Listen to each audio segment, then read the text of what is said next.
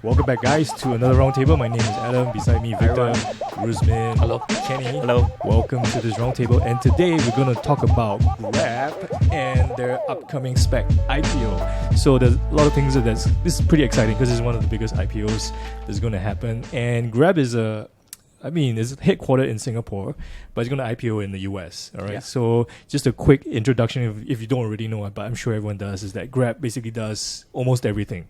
It's kind of like a super app in Southeast Asia. They do deliveries, they do ride hailing, they're into fintech as well. So there's a lot of growth potential in Grab, and we're going to explore whether this IPO has a lot of potential behind it and what we could do, whether we should have a look at that and all those things. Yeah. All right. So just maybe a quick introduction. This is not a typical IPO, right? They're going to go public through a SPAC or a special purpose acquisition company. So tell the viewers here, what a SPAC IPO is and why did Grab decide to go, public through a SPAC. Yeah. So I think for the SPAC, right, basically it's a shell company with money, and they're looking to acquire or merge with another company that have an operation business itself.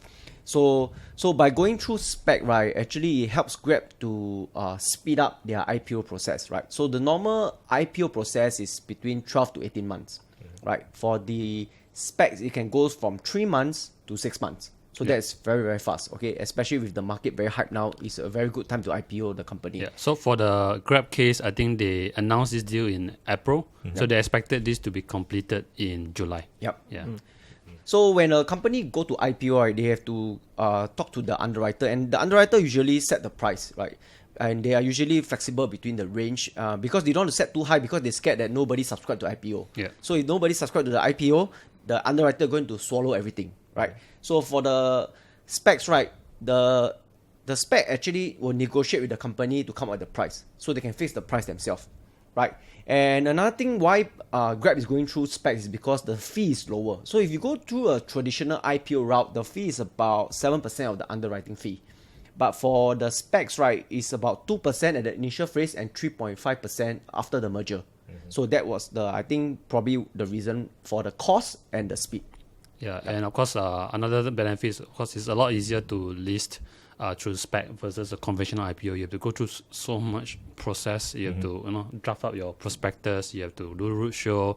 There's so much work involved before going IPO. And market moves very fast. Yep. And if it takes a long time, things may have changed by then. Okay, so SPAC is I think a very good route for them to actually consider. But I totally missed the prospectus, reading the prospectus, because they missed out on a lot of disclosures. For example, like which country, how much they make, the breakdowns, and in terms of ride hailing, in Uber's prospectus, they have like how frequently people take rides and the length of the ride, whether it's a short trip, medium, or a long trip. So I think with this, they only have to sell to a private investment, so they have to just do presentations. That's why for now we only get slides of the company rather than a prospectus detailing the business. Yeah. Yep. And speaking of this, I think they did claim that they are number one in all categories when it comes to ride hailing, food delivery, and also fintech in the Southeast Asian market. So without the breakdown, it's very hard to verify, because from what I know, Gojek is very strong in Indonesia, so I'm pretty sure that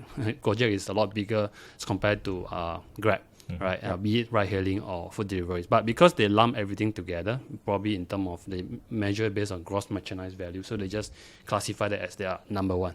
All right. So I think, that's how you get the 39.6 billion valuation. Okay. So we're going to talk about valuation, but we're going to go straight into the growth, because obviously Grab is a big company, a lot of growth in this as well, and we're going to explore how big this company can actually grow. But we kind of know what the advantages of going to a SPAC IPO is, so it's really fast and all that. Yeah. So let's talk about the growth. I think that's the main thing.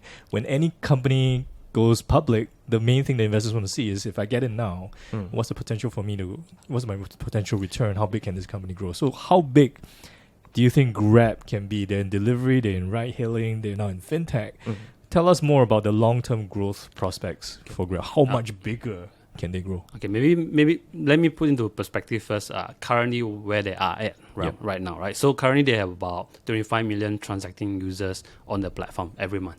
Okay, so which is quite a lot of people. They have about 5 million of registered driver with them, and they have about 2 million merchants partner. These are your food delivery, food merchants, and also they have Grab kiosk agents, about 2 million. These are all your mom and pop store, which are put on their platform for sales. And of course, you have 400 over cities. Their exposure now, they have about 400 cities in 8 countries. Okay, so based on the slides that they have, their current penetration rate in Southeast Asian market is just 11% for food delivery. Versus in China, you have about 21%. US is about 21%. So that side are a lot more mature, higher penetration. So they have room to grow for food delivery business. And when it comes to ride-hailing business, which is also their core business, Southeast Asia is only 3%. Versus China is about 15%. And US is about 5%. Okay, so there's still room to grow for ride-hailing business. And of course, fintech, they did say that they are about 17%. Yeah, versus China about 43%, US is about 82%. Okay, mainly because I think a lot of people use credit cards. Yeah, so they did say that in the Southeast Asian market, a lot of people are unbanked. Okay, 6 out of 10 people are actually unbanked in the Southeast Asian market. Unbanked means I think people don't even have a bank account. They don't even have a credit card. Okay, so fintech is a good area, to grow into this segment where because they can launch digital wallet and then they can start to have a credit business and all that. Okay, so based on their total addressable market, okay, so this is the number that they put. Currently, there are about 13 billion in both ride-hailing and online food delivery business. Okay, and Grab currently have a net revenue about 1.6 billion. Yeah. So that is like 10 times more to go. But of course, they are not the only players. Not to forget that there are also Gojeks and all that. And by 2025, these two segments expected to grow at about, I think, 47 billion, right? So this is 5 years down the road or 4 years down the road, okay? And this is excluding the digital wallet segment, fintech. And about of it, they say total addressable market by 2025 will be 180 billion. About of it actually comes from the fintech business, where accounts about 138 billions. All right, so it sounds as if there's a lot of growth. There's a lot. I think mainly because Southeast Asia as a whole, compared to the US and China, is a little bit behind in terms of development. Yes. Right. So I mean, China and the US, they're connected, developed. People are using the stuff. Yeah. But Southeast Asia is a little bit few years behind. So the potential for Grab in this market is a longer runway to go. Right. Yep. So that's why we see the penetration rates are not that high. In fact, actually, if you look at the last 3 years, their CAGR rate is about 96% year-to-year basis, which is very fast. And boosted by COVID as well. Yeah. And they're forecasted to actually grow at about 42% up until 2023. I'm not sure how they come out with the numbers, but that is maybe is a number that they're confident to achieve. Okay. Yeah. So I think let's explore where they can grow the biggest or the fastest. So there are three main segments for Grab, right? Yeah. Ride-hailing, the food, and fintech. So which one of these three segments do you think they have the most potential for growth? I think the top two will be food and Grab hailing. Okay. And ride-hailing basically. And because with ride-hailing right now, since Uber exited Singapore, but most regions they are dominated by one or two players, and now from now onwards they can jack up the prices, as you know, when you take your Grab. I think Victor's a complaint about that, right? Yeah, because Grab says that they're going to be profitable by 2023. Am I right? Yeah. Right. So them being profitable means the Grab I use the service going to pay even more higher. And right? if you are the food merchants, I think your take up rate for commission you have to pay for Grab will be definitely higher. So if I, as a consumer, if I want to pay lower, I hope they keep making losses. Not forever though. Not good for the business. So actually they broke a profit last year. So then they have a take rate of 11%. So for every $10 that you pay the driver, they take about $1.10 from there. But I think the profitability that they get last year was because of the COVID that boosted, right? So if COVID is not around, probably they won't get that. But that will be from delivery more from than delivery. Ride-hailing actually. For mobility. Okay. So I think mobility business is a very competitive business because in order to get the supply of drivers, you have to pay them more, and in order to get more riders, you have to give them more incentives. Yeah. So this is a very tough business. So in order to win in this business, to be profitable, you have to dominate the space.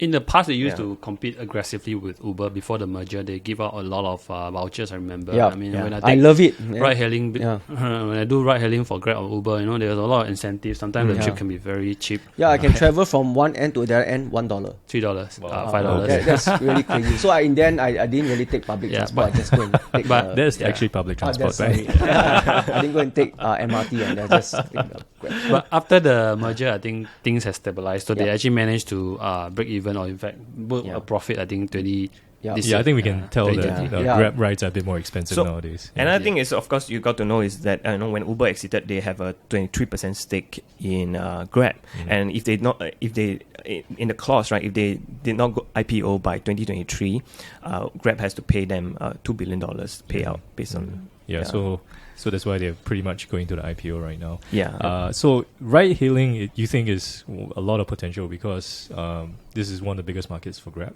Yeah, they can start being profitable and really grow and expand their presence in Yeah, Southeast and the Asia. take-up rate at this stage is about 17%. It's going to grow to about 20% in 2021. All the way, it's going to stabilize at 20%. Right? Take-up rate means that take rate actually means the net revenue over the gross merchandise value. Essentially, what this means is that every $10 that you transact on Grab, they would earn a fee of about $2 Okay. for ride-hailing business. Right? Alright. For food, is about 15% based on their take rate improvement, steady state. Yeah. Well, what about the competition? I mean, because we are from Singapore, we kind of like see what it's like in Singapore. But in Southeast Asia, we're a small market. All right. Yep. So the big one basically would be Indonesia. That's the biggest market in Southeast Asia.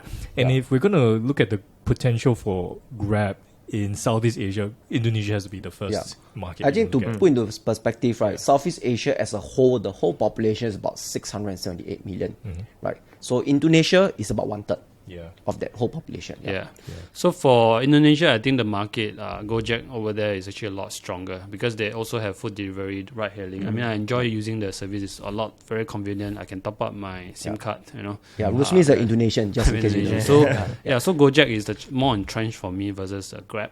So I think that competition over there is between those two big players. In Singapore, I think you also have Gojek. So sometimes, when during the peak hours, when you order a Gojek or a Grab, right, you can see the price surge until like $30, $40 for a short trip. Yeah. So I will go for alternatives like Gojek or sometimes Comfort, right? Because they're a lot cheaper. They don't really do a high surge. Yeah. All right. So I think in most aspects, in most countries, Grab has an upper hand in terms of mobility. So when it comes to food deliveries, it's kind of tough because you don't know whether they'll continue to grow at that rate because of COVID. They got a boost. Everyone stay at home. Probably for 3 meals of your day, you probably order through Grab. But at the same time, there's no loyalty to food deliveries because there's Food Panda, there's Deliveroo, and whoever offers you a coupon, you're more likely to lean towards ordering from them, right? I think for me, is I Incentives. usually go and look around Yeah. the tree and I see what's the cheapest and I just get it. Yeah. I'm a Food Panda myself, but occasionally when Grab has discount on their Grab Mart or Grab Food, I'll order from them. Yeah, so it depends a lot on the rebates, incentives that they give out to the customer. Yeah. Then at the same time, for their credit, their digital banking, I mean, in Singapore, I think not a lot of us will use GrabPay, right? Out of 10 transactions, maybe you probably I have use a GrabPay one. here. Right? How many transactions you do through GrabPay? Yeah, right? only when they Zero. have zero. I have not used GrabPay. I've not used Grab. So if it becomes a digital bank, will you put your money in it? I have a few $100s inside Few actually. Yeah, but that is because they have rewards program that they actually implemented. So I mean, if you top up certain amount, you get to have vouchers inside. It can be converted into vouchers. Yeah, and certain payments, I think they do work with certain partners to earn points for your credit cards. Yeah, so I do that only on that basis. Other than that, I usually use my normal credit card. Yeah. But I would expect that in Indonesia, if they introduce digital wallet over there, which I think they already have it, but they may not have the credit card, I think the take-up rate will be higher because a lot of Indonesians, I think the reason why Gojek is so successful is because they don't even have the bank account. They don't even have a credit card because they don't have income, that proper track record. Because for credit card, you apply, you need to have your income statement, right?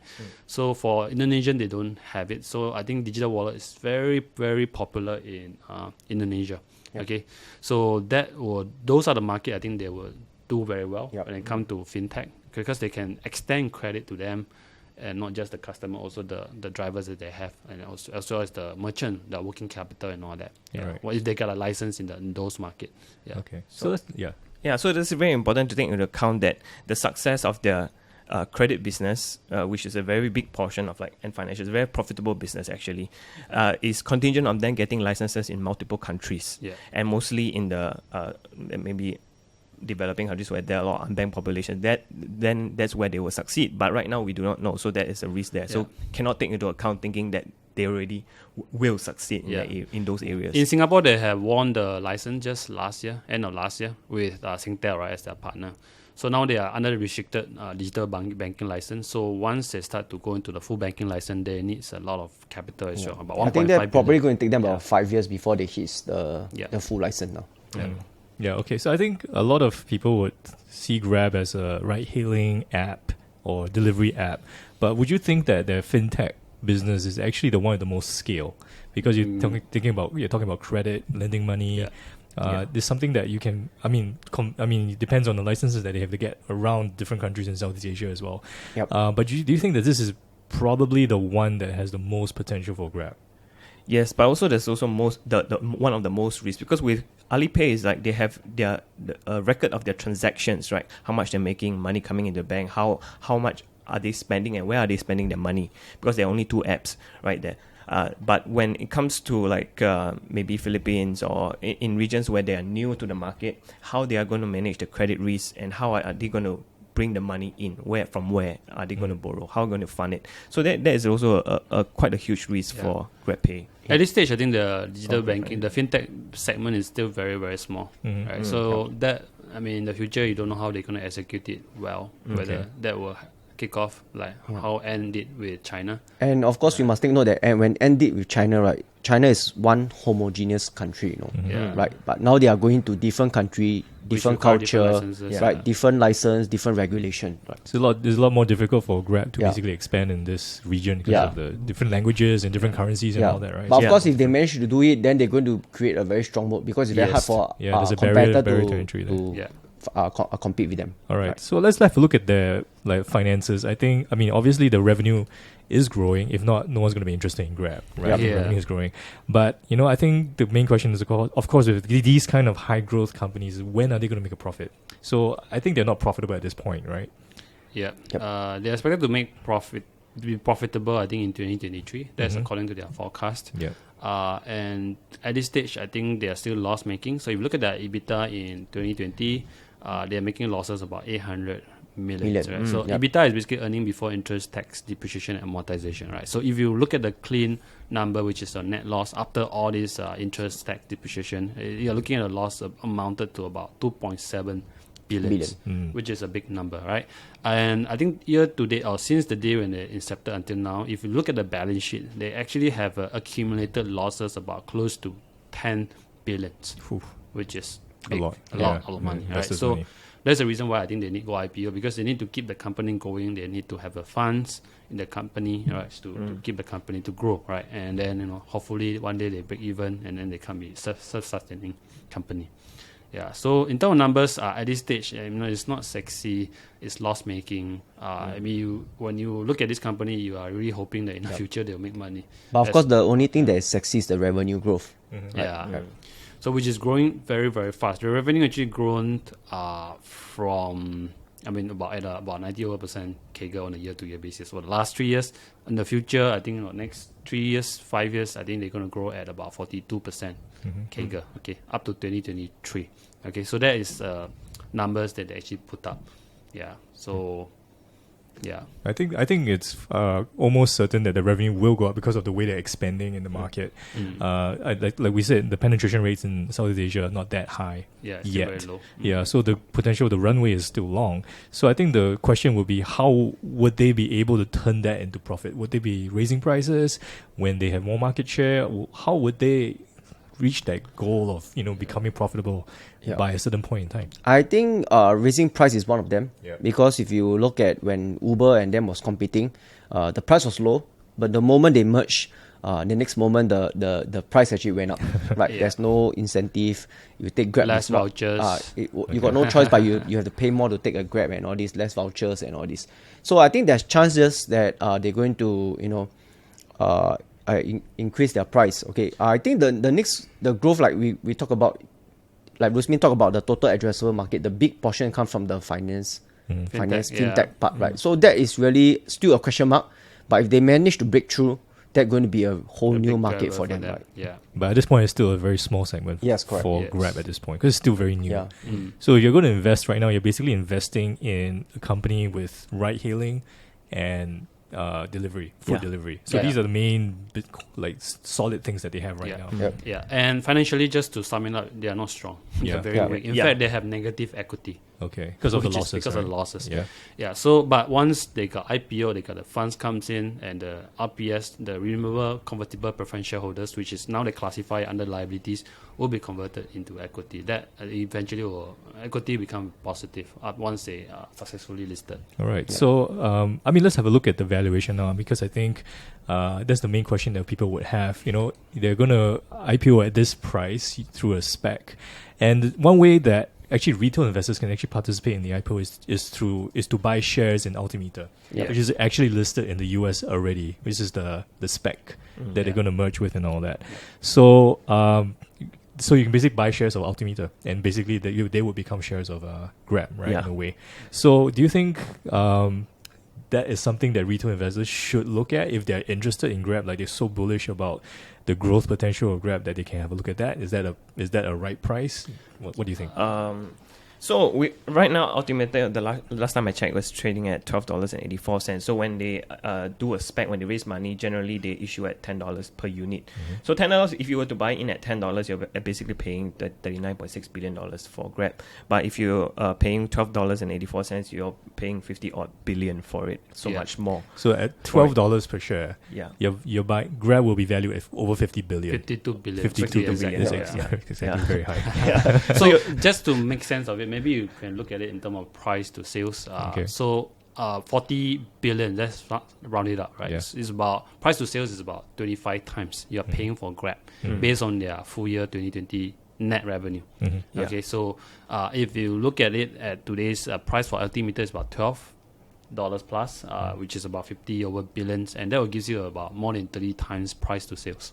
And if you compare with the industry peers, I think Uber is actually trading at about 8 to 9 times. 9 times. 8 to 9 yeah. times price to And that is sales. also inclusive of Lyft, which is also a very popular ride-hailing apps Yeah. in the US, right? Yeah.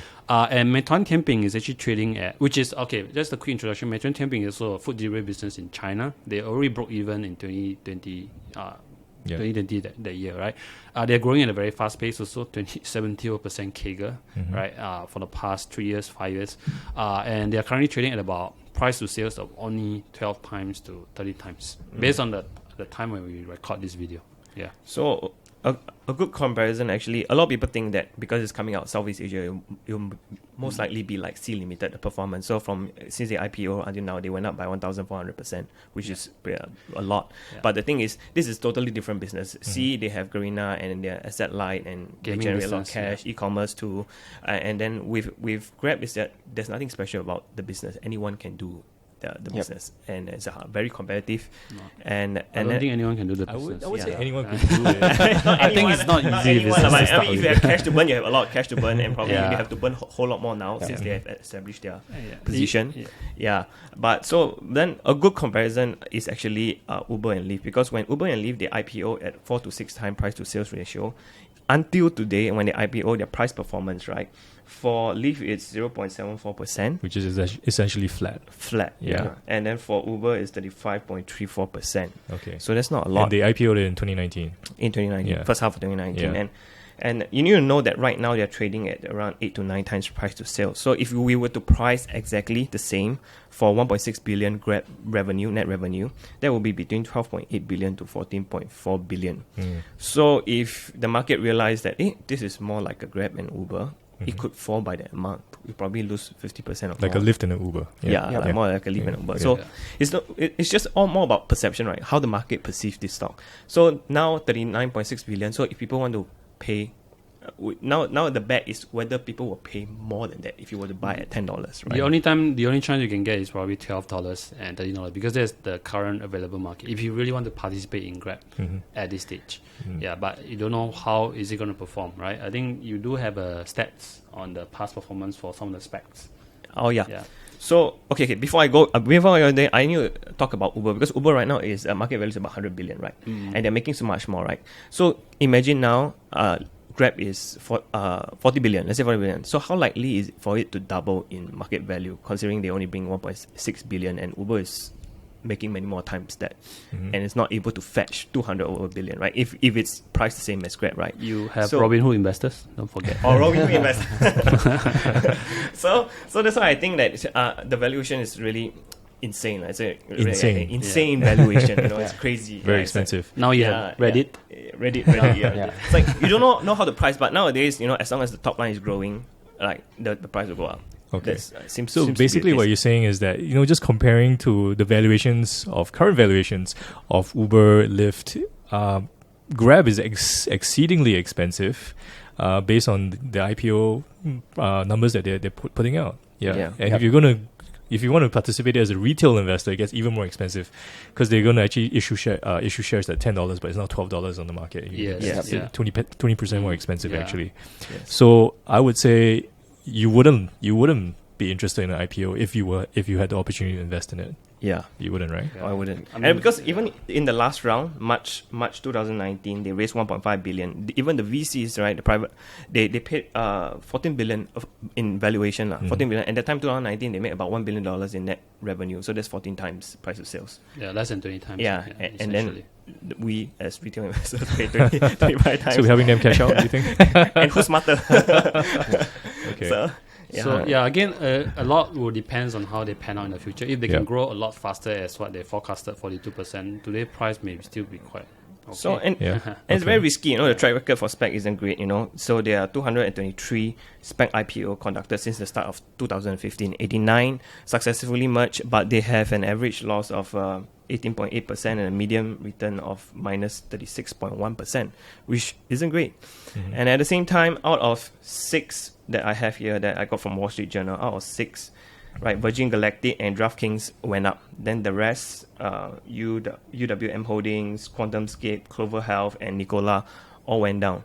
So, there's a 33% chance of you based on this. So would you say SPACs are speculative? Speculative purpose acquisition company. So I think at the end of the day, it depends on the business that they acquire for SPAC. Right? Yeah. Because the Roblox, which Altimeter did the IPO through a SPAC merger, it has done very well. Actually, the price doubles from the IPO. Okay. So it boils down to the company, how they execute the strategy. If they can deliver the kind of crazy growth that they have achieved in the past, the price today will be attractive, right? But there are a lot of expectation in the market. Once they miss that target, be prepared to have write down of 30-50%. I think what if you were to really look at Grab, right? If you're really interested to invest, you must be prepared to ride through volatility. Right, so you don't expect a smooth sailing, right? Investing. I think it's a good company. It's a good business model. It's an asset-light in nature, highly scalable, and especially they managed to crack the fintech market. But of course, it boils down to the price at the end of the day. So I think it's more of a speculative bet, in my opinion. And if I were to buy anything in Grab, I think it would probably be a very small portion. Just like if I lose it, it doesn't hurt me that much. But then at the same time, you also have to know that when it comes, I don't know why people are so interested in such companies, because the thing is the growth, right? Because of the growth. But the thing is, if you inherited $40 billion and you want to buy into this business, they ask you for $40 billion. I inherited $40 billion. Right. I wouldn't right. If you were to spend the I money, wouldn't be here, man. You would think the first thing you ask people when people ask you to invest in their business, say your friend invests in business, your question is their potential and when can you make your money back. But if you cannot answer the question of when you can make your money back, I think why would you invest your money in Grab? Because the reason why you invest is because you expect the market to pay more. And when you expect, if the success of your investment is reliant on the expectations of the market to pay more, then that is speculation to me. So I think we can wrap this up. I think we can tell that Grab is a company that has a lot of growth potential. There's a long runway in Southeast Asia, and they're most likely going to remain number one for, I think, some time to come, unless something really drastic happens. So, but I think the question, of course, when it comes to an IPO, if you want to invest, you want to have a look at the price and whether it makes sense. So even though there's a lot of growth, it's a very dynamic company, Grab is a little bit expensive if you have a look at the IPO numbers that they're talking about. So as a retail investor, you guys will probably just avoid it, right? At this point in time. At this point of time, I think I probably won't, look at Grab. I'll just observe from the sideline, Just wait and because see. I like to buy into business that is very sticky, right? So for me currently right now, for Grab, I don't think that I can live without Grab at this moment, right? Yeah. So I'm just going to sit in the sideline and see how maybe when the fintech start to do well, then I'll just take a look at them. Yeah. But then if they kick off, the price will be slightly higher, but the risk will fall.